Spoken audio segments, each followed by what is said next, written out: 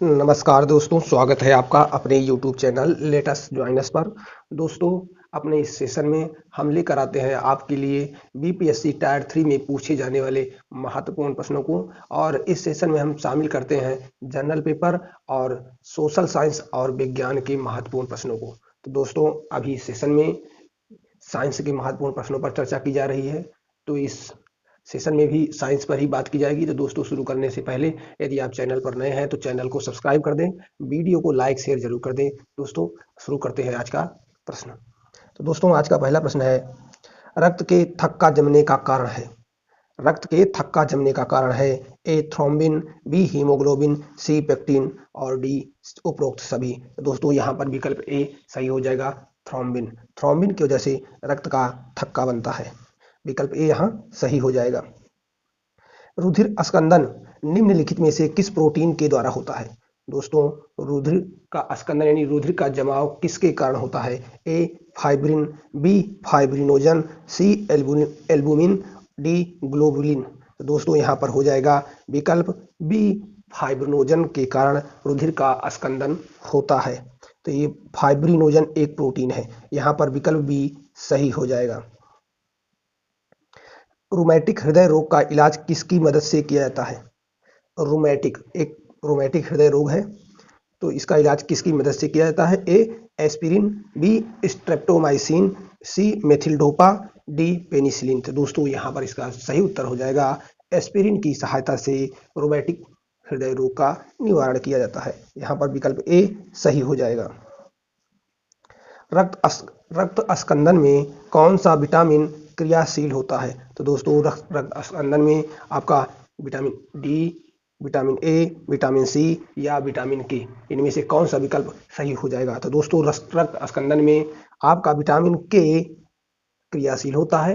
Vitamin के की ही वजह से रक्त का थक्का बनता है, जिससे व्यक्ति को घाव हो जाने पर या चोट लग जाने पर तो थोड़ी देर के बाद रक्त जम जाता है, जिससे रक्त प्रवाह अधिक नहीं हो पाता। तो यहाँ पर विकल्प डी सही हो जाएगा। हृदय की मरमर निम्नलिखित में से किस कारण होती है। हृदय यानी हार्ट की मरमर निम्नलिखित में से किस कारण होती है। ए निष्क्रिय परिकोष्ठ, बी च्वेन वाल्व, सी कोरोनरी धौबिसिस, डी लघु महाधमनी। दोस्तों, च्वेन वाल्व के द्वारा होती है। यहाँ पर विकल्प बी सही हो जाएगा। निम्नलिखित में से कौन सा स्त्रीलिंग हार्मोन है। स्त्रीलिंग हार्मोन, तो ए एस्ट्रोजन, डी एंड्रोजन, सी इंसुलिन, डी ऑक्सीटोसिन। तो दोस्तों, जो एस्ट्रोजन है वो स्त्रीलिंग हार्मोन होता है। यहाँ पर ए आपका सही हो जाएगा। अगला प्रश्न है, निम्नलिखित में से वह ग्रंथि कौन सी है जो शरीर को अस्थायी रखती है। ए पीनियल ग्रंथि, बी पीयूष ग्रंथि, सी आवर्त ग्रंथि, डी हाइपोथैलेमस। तो दोस्तों, यहाँ पर सही विकल्प हो जाएगा आपका डी हाइपोथैलेमस। हाइपोथैलेमस शरीर के ताप का नियंत्रण करता है। यहाँ पर विकल्प डी सही हो जाएगा। मानव शरीर में कौन सी ग्रंथि ऐसी है जिसका संबंध शरीर की उत्तेजना से है। ए अवटो ग्रंथि, बी अग्नाशय, सी अधिवृक्क, डी पीयूष। तो दोस्तों, शरीर की उत्तेजना से संबंध आपकी अधिवृक्क से होता है। यहाँ पर विकल्प सी सही हो जाएगा। शरीर में सबसे बड़ी अंतःस्रावी ग्रंथि निम्न में से कौन सी है। तो दोस्तों, शरीर में सबसे बड़ी अंतःस्रावी ग्रंथि, तो अवटु ग्रंथि, परावटु, अधिवृक्क, पीयूष। तो दोस्तों, यहाँ पर विकल्प ए थायराइड या अवटु ग्रंथि सबसे बड़ी ग्रंथि होती है। यहाँ पर विकल्प ए सही हो जाएगा। उत्तेजना के समय निम्न में से कौन सा हार्मोन अधिक मात्रा में उत्सर्जित होता है। ए कार्टिसोन, सी सीरोटोनिन, सी एड्रेनलिन और डी एस्ट्रोजन। तो दोस्तों, उत्तेजना के समय एड्रेनलिन हार्मोन अधिक मात्रा में स्रावित होता है या उत्सर्जित होता है। तो दोस्तों, यहाँ पर विकल्प सी सही हो जाएगा। आयोडीन युक्त नमक लाभकारी होता है। ए रक्तचाप कम करने के लिए, बी निर्जलीकरण को रोकने के लिए, सी थायराइड के काम के लिए, डी सेलिवरी ग्लैंड के लिए। तो दोस्तों, जो आयोडीन युक्त नमक होता है वो थायराइड के काम के लिए होता है। तो यहाँ पर विकल्प सी आपका सही हो जाएगा। एस्ट्रोजन और प्रोजेस्टेरॉन निम्नलिखित में से किसकी वृद्धि को नियंत्रित कर उत्तेजित करते हैं? ए पीयूष ग्रंथि, बी अवट ग्रंथि, सी आस्तन ग्रंथि, डी आदिवृक्क ग्रंथि। तो दोस्तों जो एस्ट्रोजन होता है और प्रोजेस्टेरॉन होता है ये पीयूष ग्रंथि की वृद्धि को नियंत्रित करते हैं। यहाँ पर ए आपका सही हो जाएगा। निम्नलिखित में से कौन सी एक ग्रंथि नहीं है? थायराइड, जठर, यकृत, अग्नाशय। तो दोस्तों जठर या आमाशय ये ग्रंथि नहीं है। यहाँ पर विकल्प बी सही हो जाएगा। निम्नलिखित में से कौन सा केवल स्त्रियों में पाई जाती है? थायराइड, पिट्यूटरी, अंडाशय, एडिनाइड। तो दोस्तों यहाँ पर विकल्प सी सही हो जाएगा, अंडाशय। मानव शरीर का ताप स्थायी या थर्मोस्टेट स्थित होता है? ए पीनियल में, बी पीयूष में, सी अवट में जिसको थायराइड कहते हैं, डी हाइपोथैलेमस में। दोस्तों थर्मोस्टेट आपके हाइपोथैलेमस में स्थित होता है। यहाँ पर विकल्प डी सही हो जाएगा। अगला प्रश्न है, घेंघा निम्नलिखित में से किसकी कमी के कारण होता है? तो दोस्तों आप जानते हो कि घेंघा रोग बहुत ज़्यादा ऐड देते हैं टीवी और प्रचार में। तो दोस्तों यहाँ पर आपका विकल्प डी आयोडीन सही हो जाएगा। घेंघा रोग आयोडीन की कमी के कारण होता है। अगला प्रश्न है, जन्म के बाद मानव के किस ऊतक में कोई कोशिका विभाजन नहीं होता? ए कंकाल, बी तंत्रिका, सी संयोजी, डी जनन। दोस्तों जन्म के बाद तंत्रिका में कोई कोशिका विभाजन नहीं होता। यहाँ पर विकल्प बी सही हो जाएगा। डार्विन पिंचिज का प्रयोग किस समूह के लिए किया जाता है? तो दोस्तों डार्विन पिंचिज का प्रयोग पक्षियों के लिए किया जाता है। यहाँ पर विकल्प सी सही हो जाएगा। वाणिज्यिक नाइट्रिक अम्ल रंगदार होता है क्योंकि इसमें मिला होता है एक रंगीन अपद्रव्य।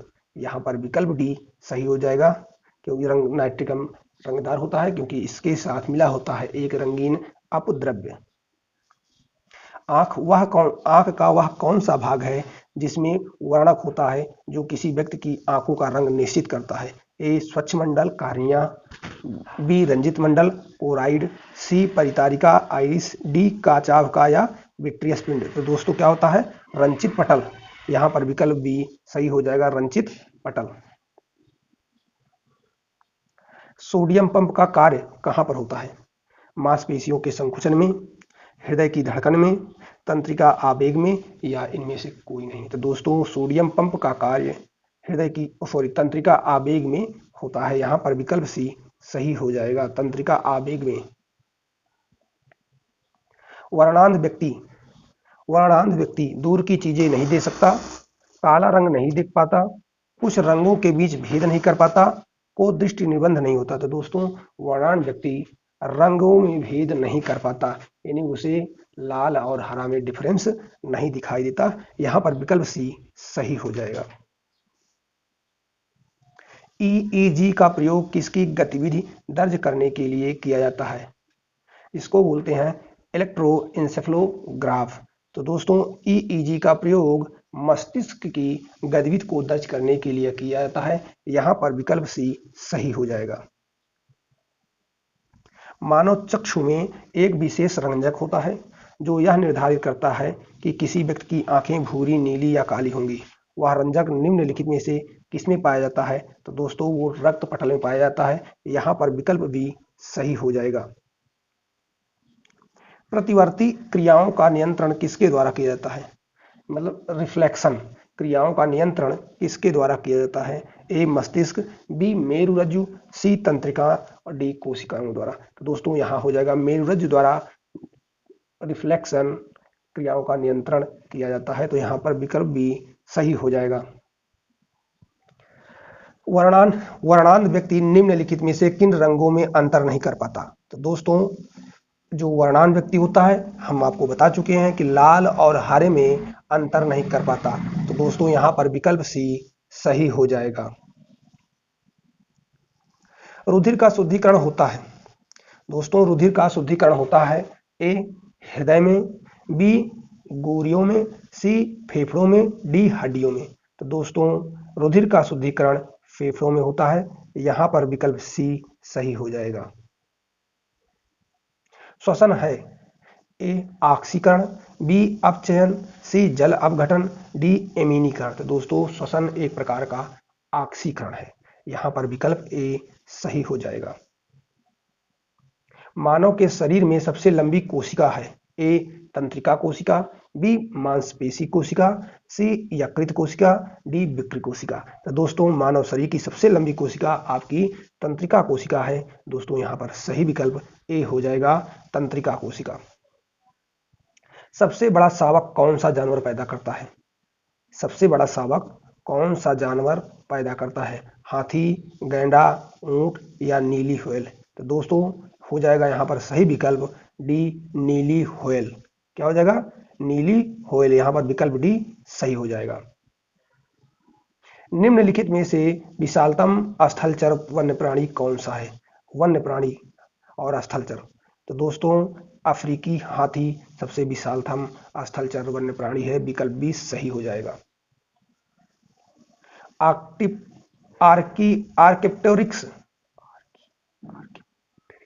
आर्किप्टेरिक्स में निम्न सरीसृप लक्षण थे। तो दोस्तों यहां पर सही विकल्प हो जाएगा, नखरित पंख रहते थे, जबड़े पर दांत और उनके पास पूंछ रहती थी। इनको बोलते हैं आर्कियोप्टेरिक्स सरीसृप। तो यहां पर विकल्प हो जाएगा बी सही। पृथ्वी पर विशालतम जीवित पक्षी कौन सा है? तो दोस्तों पृथ्वी पर विशालतम जीवित पक्षी आपका शुतुरमुर्ग है। यहां पर विकल्प बी सही हो जाएगा। शब्दिनी साइरिक्स किसमें वाक यंत्र है? तो दोस्तों जो साइरिक्स होता है वो पक्षियों में पाया जाता है, एक प्रकार का वाक यंत्र है। यहां पर विकल्प सी सही हो जाएगा। निम्नलिखित में से विशालतम स्तनधारी कौन सा है? तो दोस्तों सबसे विशालतम स्तनधारी व्हेल मछली है, जहां पर विकल्प बी सही हो जाएगा। निम्नलिखित में से कौन सा जंतु पराश्रव्य ध्वनि को सुन सकता है? तो दोस्तों पराश्रव्य ध्वनि को चमगादड़ सुन सकता है। यहां पर विकल्प डी सही हो जाएगा। पक्षियों में प्रायः एक ही क्या होता है? तो दोस्तों पक्षियों में प्रायः एक ही अंडाशय होता है। यहां पर विकल्प डी सही हो जाएगा, एक अंडाशय होता है। प्राणियों के वैज्ञानिक नाम लिखने में प्रयुक्त भाषा है?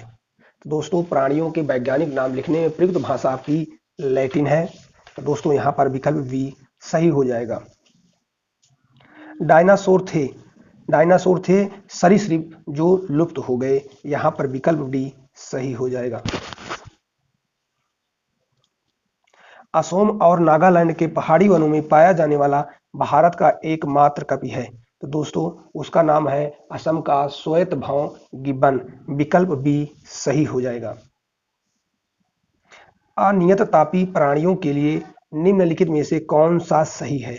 उनका रक्त हर समय शीतल रहता है, बी उनके शरीर का तापमान वायुमंडल के अनुसार बदलता रहता है, सी उनके शरीर का तापमान सदा स्थिर रहता है, डी वे रास्ते में आने वाली सभी प्राणियों का वध कर देते हैं। तो दोस्तों जो अनियत तापी प्राणी हैं उनके शरीर का तापमान वायुमंडल के अनुसार बदलता रहता है। तो यहां पर विकल्प बी सही हो जाएगा।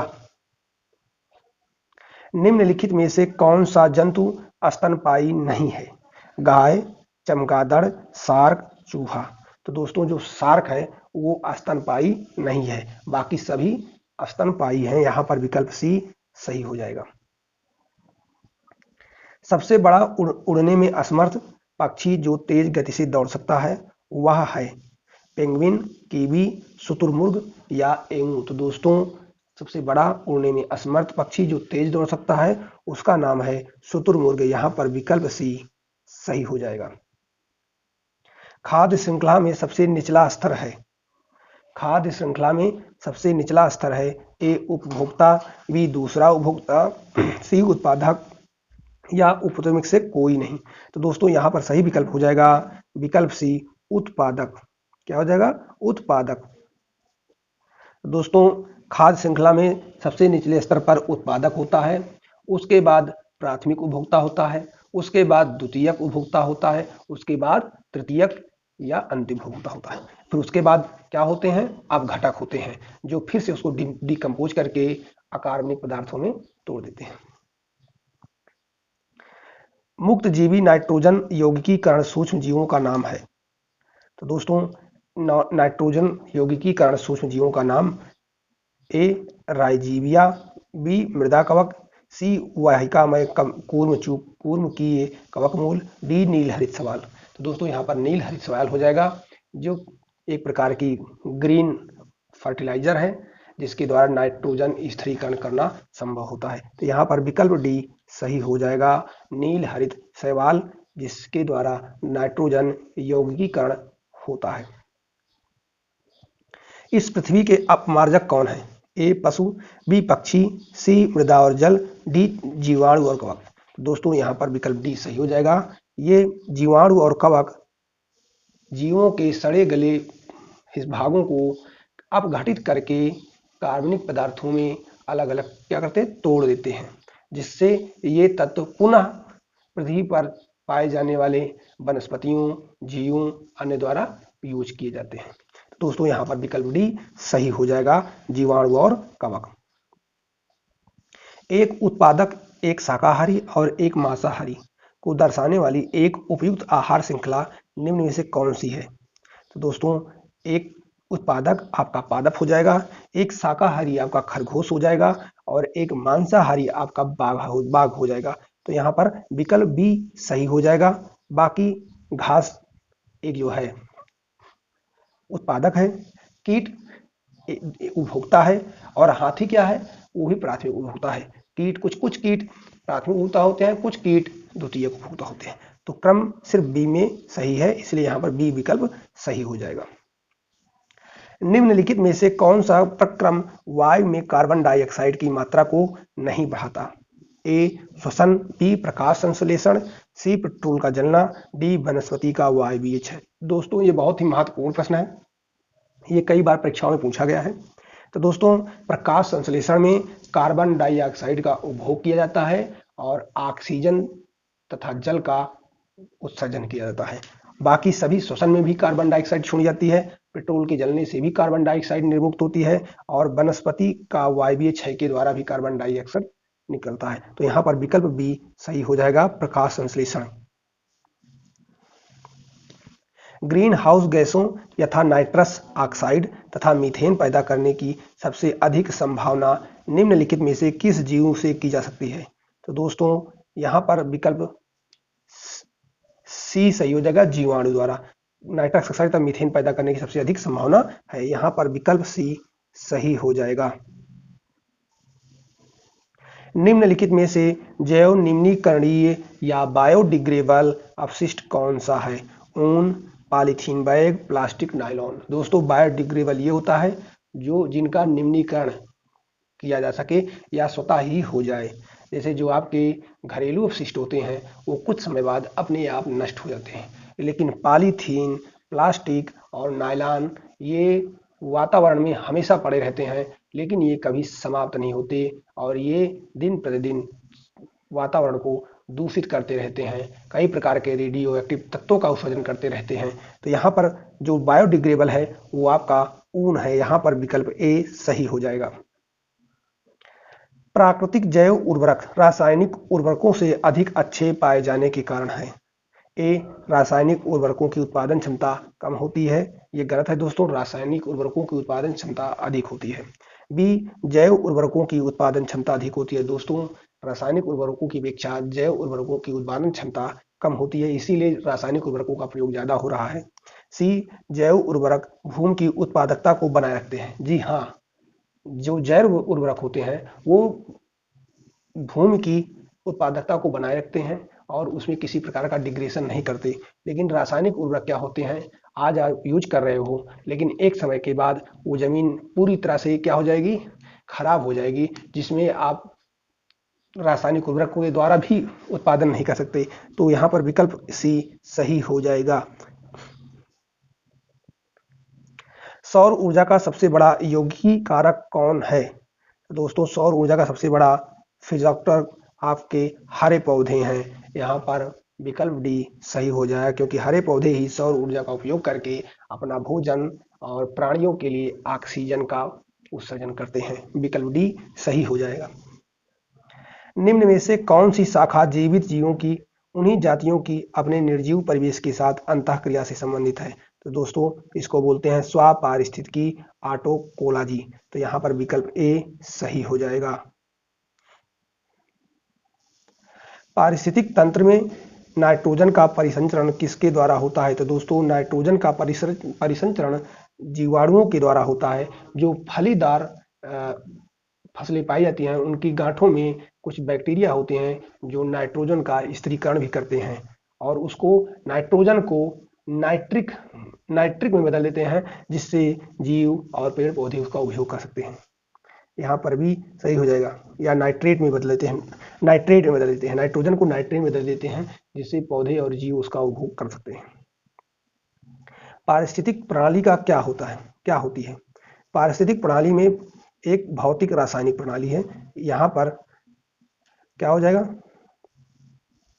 दोस्तों? यहाँ पर जो है विकल्प बी सही हो जाएगा। पारिस्थितिक प्रणाली एक जैव भू रासायनिक प्रणाली होती है। विकल्प बी यहाँ पर सही हो जाएगा। एमनियोसिस्टोसिस किसकी विधि का नाम है? तो दोस्तों गर्भ में शिशु के स्वास्थ्य की दशाओं का पता लगाने के लिए खास करके लिंग की जानकारी करने के लिए एमनियोसिस्टोसिस का प्रयोग किया जाता है। यहाँ पर विकल्प ए सही हो जाएगा। मानव डिंब में गुणसूत्रों की संख्या होती है। तो दोस्तों मानव डिंब में गुणसूत्रों की संख्या 23 जोड़ी होती है। किन मूल इकाइयों से मानव के अतिरिक्त भाग तैयार किए जा सकते हैं? तो दोस्तों स्टेम कोशिकाओं से मानव के शरीर के अतिरिक्त भाग तैयार किए जा सकते हैं। यहाँ पर विकल्प बी सही हो जाएगा, स्टेम कोशिकाएं। क्लोन की कॉलोनी है एक समान आनुवंशिक संगठन वाली कोशिकाओं की कॉलोनी को क्लोन कहा जाता है। दोस्तों यहाँ पर विकल्प सी सही हो जाएगा। आनुवांशिकता के नियम प्रस्तुत किए थे। तो दोस्तों आनुवांशिकता के नियम मेंडल ने प्रस्तुत किया था। यहाँ पर विकल्प ए सही हो जाएगा। अगला प्रश्न है दोस्तों, डीएनए अंगुली छाप का प्रयोग किसकी पहचान के लिए किया जाता है? तो दोस्तों माता पिता की, बलात्कारी की, चोर की या उपयुक्त सभी की। तो दोस्तों इससे सभी की पहचान की जा सकती है। यहाँ पर विकल्प डी सही हो जाएगा। एक सामान्य मानव शरीर कोशिका में गुणसूत्रों की संख्या कितनी होती है? तो दोस्तों एक सामान्य मानव शरीर कोशिका में गुणसूत्रों की संख्या लगभग 46 होती है, जिसको 23 जोड़ी कहते हैं। यहाँ पर विकल्प डी सही हो जाएगा, 46 या 23 जोड़ी। जीन शब्द किसने प्रतिपादित किया? तो दोस्तों जीन शब्द का प्रतिपादन डी ब्रीज ने किया था। यहाँ पर विकल्प डी सही हो जाएगा। एमनियोसिस्टोसिस या भ्रूण परीक्षण पर कानूनी प्रतिबंध लगाया गया क्योंकि इसका प्रयोग भ्रूण के लिंग चुनाव के लिए किया जाता था। यहाँ पर दोस्तों विकल्प ए सही हो जाएगा। आज का अंतिम और महत्वपूर्ण प्रश्न है, किसी शिशु के वंशानुगत जीनों की कुल संख्या में क्या पिता से प्राप्त जीनों की संख्या अधिक होती है, माता से प्राप्त जीनों की संख्या अधिक होती है, सी माता और पिता से प्राप्त जीनों की संख्या समान होती है, डी माता पिता से प्राप्त जीनों की संख्या एक समान कभी नहीं होती। तो दोस्तों यहाँ पर विकल्प सी सही हो जाएगा, माता पिता से प्राप्त जीनों की संख्या समान होती है। तो दोस्तों आज के सेशन में बस इतना ही प्रश्न था। नेक्स्ट सेशन में आपके लिए और प्रश्नों का संग्रह लेकर आएंगे जो कि आपके एग्जाम में बहुत ही सहायक होने वाले हैं। तो दोस्तों चैनल को जरूर से देखें और चैनल पर अगर आप नए हैं तो चैनल को सब्सक्राइब जरूर कर लें। वीडियो को पूरा देखें। हो सकता है कि इसकी वॉइस क्वालिटी बहुत अच्छी ना हो सकता है कि इसमें बहुत अच्छे से अपनी बातें न रखी गई हो, लेकिन इसका कंटेंट बहुत ही अच्छा है, बहुत ही अच्छे जगहों से लिया गया है। तो दोस्तों आप लोगों से हम्बल रिक्वेस्ट है कि चैनल को बड़ा करने में सहयोग करें। तब तक के लिए जय हिंद।